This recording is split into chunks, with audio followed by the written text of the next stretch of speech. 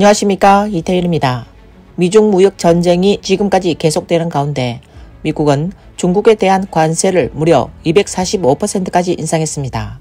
이는 중국 내 공장 사업자들에게 막대한 압박과 부담을 주고 있습니다. 관세가 125%에서 245%로 올랐다고요. 이제 어떻게 해야 하나요? 이 물건들, 이 많은 물건들 도대체 어떻게 다 내보내죠? 이렇게 많고 이렇게 많고 이렇게 많은데 정말 어쩌라는 거죠? 어떻게? 여러분, 우리 공장은 더 이상 버틸 수 없어 폐업하게 되었습니다.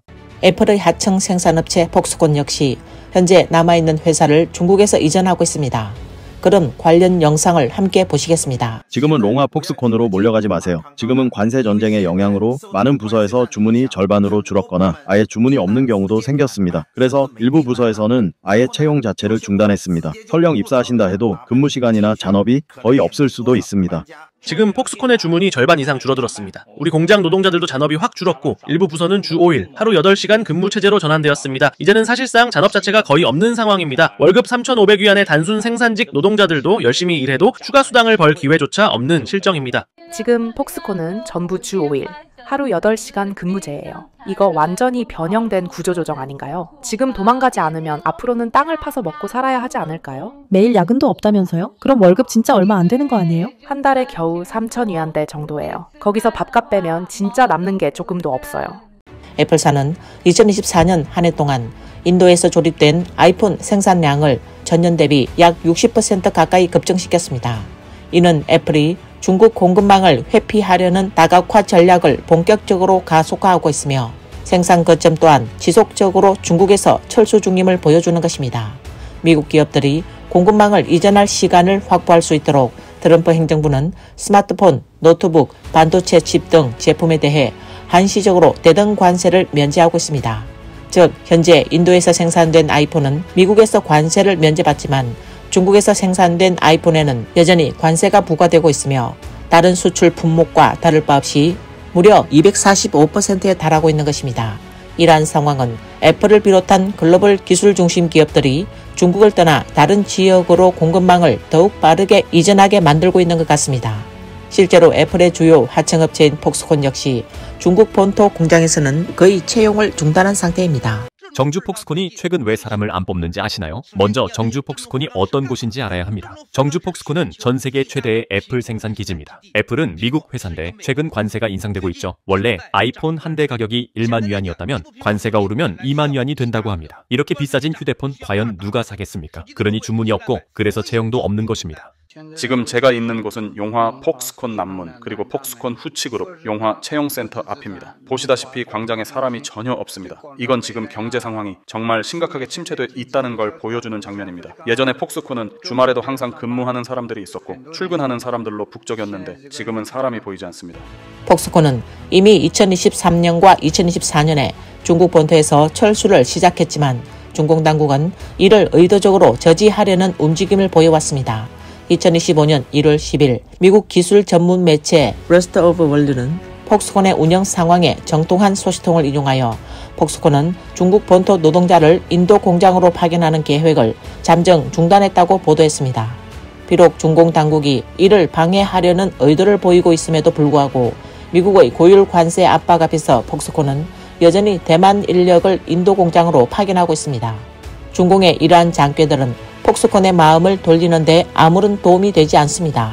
오히려 미국과 강경 대립 속에서 많은 중국 공장들이 고율 관세로 주문을 잃고 생산을 중단하거나 폐업하는 사태로 만들 뿐입니다. 관세가 245%까지 올랐습니다. 하지만 솔직히 말해서 이제는 감각조차 없습니다. 미국 주문을 맡아 하시는 섬유업계 여러분, 잘 지내고 계신가요? 최근 며칠 동안 미국 쪽 주문을 받던 고객 몇 분과 이야기를 나누었습니다. 예전에는 사실 이런 대화를 나눌 시간조차 없을 만큼 바빴는데요. 그 고객이 그러더군요. 요즘은 미국에서 오는 이메일조차 없다고요. 문의조차 없으니 주문은 말할 것도 없지요. 미국이 관세를 올려서 이제 물건을 출하할 수가 없습니다. 어쩔 수 없이 잠정 보류할 수밖에 없어요. 창고 안에 재고가 잔뜩 쌓여 있는데 요즘 수출 공장들 대부분 다 이런 상황 아닌가요? 요 며칠 사이에 관세 문제 때문에 우리 공장의 많은 주문들이 전부 중단되었습니다. 지퍼는 이미 다 잘라놨고 자재도 다 사놨고 이렇게 한가득 준비해둔 것들이 창고에 가득 쌓여서 이제는 공간조차 부족한 상황입니다. 전부 반품돼서 다시 여기에 놓여 있는 겁니다. 이 관세의 영향이 얼마나 큰지 아시겠죠? 우리도 사실 큰 타격을 받고 있습니다. 원래는 일정이 잘 잡혀 있어서 아주 바쁘고 순조롭게 진행되고 있었는데 갑작스럽게 관세가 크게 오르면서 공장 운영 자체가 너무 힘들어졌습니다. 미국 고객에게 보냈던 2개의 컨테이너와 일부 소량 화물이 오늘 그중 첫 번째 컨테이너가 반품 처리되었습니다. 그중 하나는 40피트짜리 고층 컨테이너입니다. 보시다시피 지금 그 컨테이너를 통째로 다시 저희 창고로 옮기는 중입니다. 창고는 이미 가득 찼습니다. 보시면 물건들이 거의 2층 높이까지 쌓여 있습니다. 이 남은 절반 정도 공간도 곧 가득 찰 것 같습니다. 2개 컨테이너가 전부 반품됐습니다. 전부 우리가 완성해 놓은 매트리스 커버와 베개 커버 제품들입니다. 대체 왜 이렇게 관세를 올리는 겁니까? 사람들 마음을 불안하게 만들고 이미 많은 공장들이 순환 휴무에 들어가기 시작했습니다. 아직 겨우 4월인데 말이죠. 요 며칠은 자외선 차단용 니트 직물을 생산하는 업체들이 그나마 출하가 조금 있었는데 가격 협상이 안 되면 도대체 어떻게 해야 하나요? 이렇게 오랫동안 창업을 해왔지만 이처럼 심각한 무력감을 느낀 건 정말 처음입니다.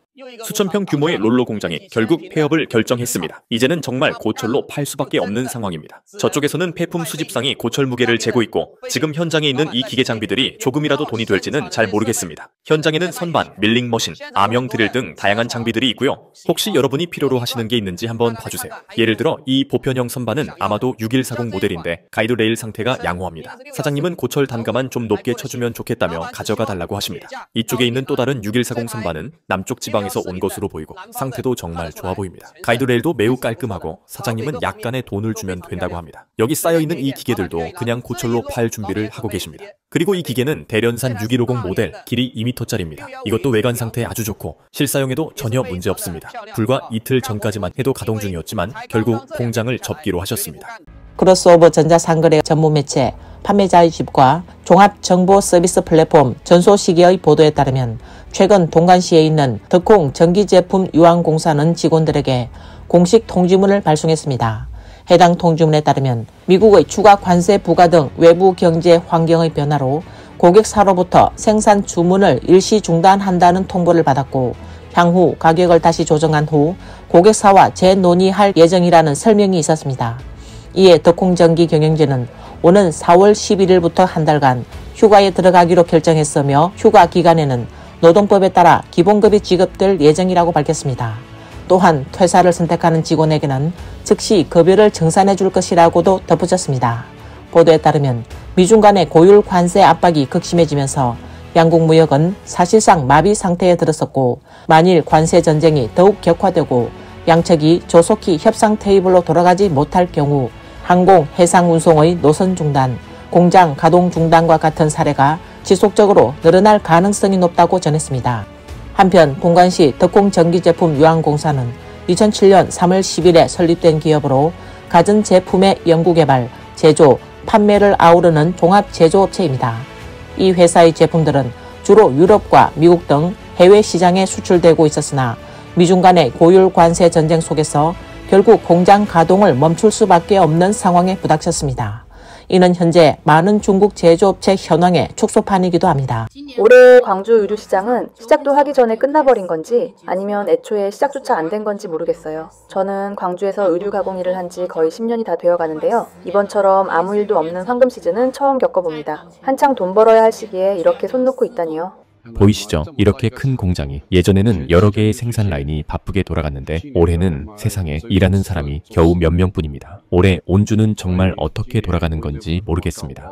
저희 보유는 공장을 동관에 두고 있는데 어느 날 갑자기 문을 닫을지도 모릅니다. 여러분도 인터넷에 검색해보세요. 동관고거에 유원 신발 공장이라는 곳이 있는데 이 공장은 예전에 아디다스, 나이키, 뉴발란스 같은 브랜드의 OEM을 전문으로 하던 곳이었습니다. 한 공장의 근로자가 무려 16만 명이었어요. 믿기시나요? 그리고 동관에는 또 하나 유명한 에고라는 전자공장이 있었는데 지금은 폐업했습니다. 여성 가방 업계의 대표적인 선두기업 리타이 그룹도 마찬가지입니다. 지금 이처럼 대형 공장들이 이전하거나 폐업하는 상황이 속출하고 있는 건 전체 경제 환경이 매우 매우 좋지 않기 때문입니다. 보시는 이 작업장은 원래 수출 주문을 전담하던 부서였습니다. 하지만 주문이 크게 줄어들어서 지금은 이 공간을 우리 라이브 방송 스튜디오로 개조했습니다. 가방 생산 라인에서 수익을 기대한다는 건 사실상 불가능하고요. 그저 직원들이 일자리를 잃지 않도록 무언가 일을 시켜서 급여를 유지해주기 위한 최소한의 조치일 뿐입니다. 불과 지난달까지만 해도 매일 야근하고 연중 무휴로 돌아가던 공장이었는데요. 지금 보세요. 우리 공장은 주로 수출용 상품을 만들고 있었습니다. 미국과의 관세 전쟁 때문인지 지금은 사실상 주문이 거의 다 끊긴 상태입니다. 100명이 넘는 직원이 근무하던 공장은 이제 버려지고 지금은 하루에 사람이 20명 남짓 출근하고 있는데 정말 썰렁합니다. 이런 상황을 맞게 될 줄은 정말 몰랐어요. 앞으로 어떻게 해야 할지도 모르겠습니다. 원래는 돈 좀 더 벌어서 고향에 돌아가려고 했는데 이제는 정말 어떻게 해야 할지 모르겠습니다. 관세 전쟁 속에서 많은 기업들이 주문이 끊겨 공장 문을 아예 닫는 결정을 내리는 경우도 적지 않습니다. 하지만 그 와중에도 아직 공장을 유지해야 할지 말아야 할지 갈등하며 고민하는 이들도 있습니다. 다음 영상 속 사장님들의 말은 마음속으로 느끼고 있는 복잡한 심경을 그대로 대변하고 있습니다. 보세요. 오전에 조금 일하고 나면 오후엔 할 일이 없어요. 휴가를 줄까 싶다가도 선뜻 결정을 못 내리겠어요. 휴가를 줬다가 혹시 나중에 주문이 들어오면 어떡하나 싶고요. 참 고민입니다. 주문이 계속 안 들어와도 그냥 계속 버텨야 할까요? 공장 임대료에 직원 급여에 이것저것 나가는 비용이 한둘이 아니잖아요. 그렇다고 성급하게 공장을 멈추고 휴가를 줬다가 혹시라도 갑자기 주문이 몰려오면 납기를 못 맞출 수도 있고 그러면 위약금 물어야 하고 장기 고객까지 잃을 수도 있으니까요. 이런 식으로 계속 갈팡질팡하면서 정말 입맛도 없고 잠도 안 와요. 여러분, 저 정말 너무 막막합니다.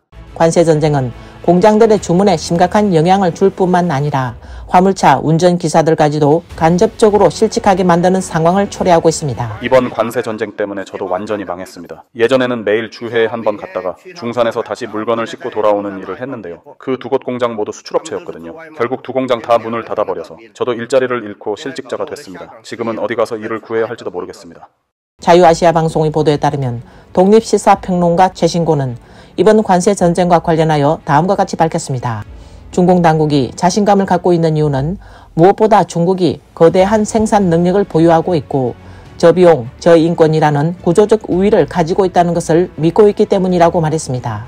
그는 이어 중국은 독재 정치 체제이기 때문에 국민을 통제하고 지배하기가 수월하며 극단적으로 말해 풀뿌리나 나무 껍질을 먹게 되더라도 사회는 여전히 안정될 수 있다고 말했습니다. 반면 서방 국가는 모두 민주선거로 구성된 정부이기 때문에 국민이 고통을 받으면 불만이 터져 나오며 정권은 즉시 정치적 압력을 받게 되지만 중국인은 굶어 죽어도 반란을 일으키지 않는다고 꼬집었습니다. 이번 관세 전쟁 속에서 수많은 공장들이 주문을 잃고 대량의 노동자들이 일자리를 잃었으며 갈수록 더 많은 사람들이 생계조차 어려운 상황에 내몰리고 있습니다. 많은 이들이 이제는 제대로 낀 일을 해결하는 것조차 힘들고 생존 자체가 위협받는 현실 속에서 자연스럽게 이렇게 생각하게 됩니다. 말로는 달콤한 약속을 뱉어내면서도 정작 인민의 생사에는 관심조차 없는 이 중공 정권을 과연 어떻게 보아야 할 것인가.